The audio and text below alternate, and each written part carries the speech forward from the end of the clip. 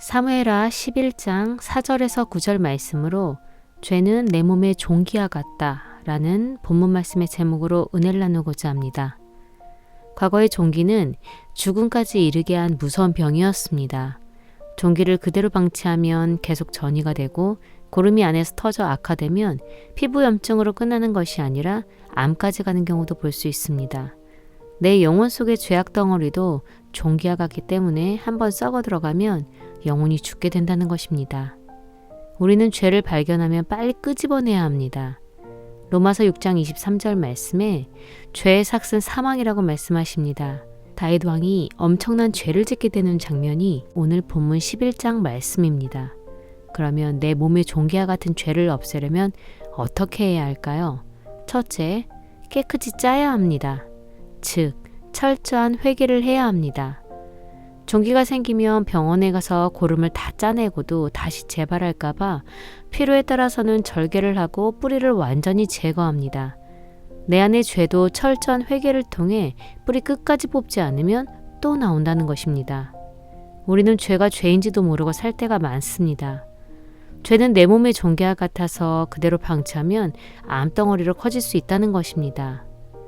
이사야 38장에 히스기야 왕이 병에 걸려 죽게 된다고 하나님께서 선지자 이사야를 통해 말씀하십니다. 히스기야 왕은 얼굴을 벽으로 향하고 통곡하며 철저한 회개 기도를 했더니 하나님께서 들으시고 마음을 돌리십니다. 요한일서 1장 9절 말씀에 우리의 죄를 자백하면 저는 미쁘시고 의로우사 우리 죄를 사하시면 모든 불의에서 우리를 깨끗게 하신다고 말씀하십니다. 본문의 다윗 왕의 죄를 살펴보면 2절 말씀에 저녁 때에 다윗 왕이 침상에서 일어나 왕궁 지붕 위에서 거닐다가 한 여인이 목욕을 하는데 심히 아름다워 보이는지라 말씀하십니다. 본문 4절에서 5절 말씀에는 다윗 왕이 사자를 보내어 밧세바를 자기에게로 데려오게 하고 더불어 동침하여 여인이 잉태를 하게 됩니다. 다윗 왕은 엄청난 죄를 은폐하기 위해 전장에 나가 있는 밧세바의 남편인 우리아를 죽이게 되는 사건도 일어납니다. 죄라는 것이 얼마나 무서운지 자꾸 다른 죄를 짓게 만듭니다. 욕심이 잉태한 즉 죄를 낳고 죄가 장성한 즉 사망을 낳는다는 야고보서 1장 15절 말씀처럼 우리아의 아내 밧세바를 취하기 위해서 얼마나 많은 죄를 지었냐는 것입니다. 사무엘하 12장에 우리아의 처가 다윗에게 낳은 아이를 여호와께서 치심해 다윗 왕이 하나님께 간구하며 금식하고 밤새도록 땅에 엎드려 회개하는 것을 볼 수 있습니다. 죄를 짓고 낳은 아이는 잃었지만 그 이후에 솔로몬을 낳게 됩니다. 철저한 회개는 하나님께서 용서하십니다. 죄가 얼마나 무서운지 죄는 내 몸의 종기와 같습니다. 죄는 알려주지 않으면 모릅니다. 다윗 왕이 철저한 회개를 했기 때문에 열왕기상 1장 4절 말씀에 수종드는 수냄 여인 아비삭과 동침치 않았다고 말씀하십니다. 철저한 회개를 해야 종기는 없어지고 다시 그 죄가 들어오지 않을 것입니다. 내 몸의 종기와도 같은 죄를 철저히 회개하셔서 하나님으로부터 복을 받는 모든 분들이 되시기를 주님의 이름으로 부탁드리겠습니다. 둘째는 약을 발라야 합니다. 즉, 믿음을 가져야 합니다. 종기를 짠 후에는 상처가 있어도 부위에 염증이 생기거나 곪지 않도록 항생제도 먹고 상처 부위에 연고를 발라줘 흉터가 남지 않게 하려고 애를 쓰듯이 영적으로는 믿음을 갖게 만들어준다는 것입니다. 사무엘하 12장에 여호와께서 나단 선지자를 다윗 왕에게 보내어 비유로 말하기를 한 성에 두 사람이 있는데 하나는 부하고 하나는 가난하니 그 부한 자는 양과 소가 심히 많으나 가난한 자는 아무것도 없고 자기가 사서 기르는 작은 암양 새끼 하나뿐이라고 말합니다.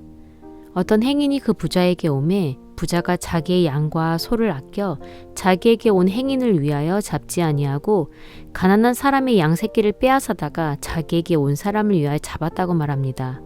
그 말을 들은 다윗 왕이 크게 노하여 나단에게 이르되 여호와의 사심을 가리켜 맹세하노니 이 일을 행한 사람은 마땅히 죽을 자라고 말씀하십니다. 나단 선지자가 비유법으로 말하는 부자는 다윗 왕이고 가난한 자는 우리아입니다. 죄가 죄인지도 모르고 이 이야기가 자기인 줄도 모른다는 것입니다. 세상 예화로 아카시아 나무는 주변의 나무들을 죽이기도 합니다. 그래서 아카시아 나무는 뽑아내고 석유를 부어서 불태우지 않으면 그 아카시아 뿌리가 다시 일어난다고 합니다. 이렇게 죄라는 것은 아카시아 뿌리처럼 다시 일어날 수 있는 무서운 것입니다. 종기가 나면 먼저 깨끗이 짜야 되고 약을 바릅니다. 어린아이 때는 어른이 약을 발라주지만 어른이 되면 본인 스스로 짜고 스스로 약을 바릅니다. 죄가 죄인 줄도 모르는 초신자 때는 스스로 빼지 못하니까 먼저 된 선지자가 빼주시지만 성령 받고 은사와 능력 받았다면 내가 지금 교만한지 또 누군가를 판단했는지 회개할 줄 알아야 한다는 것입니다.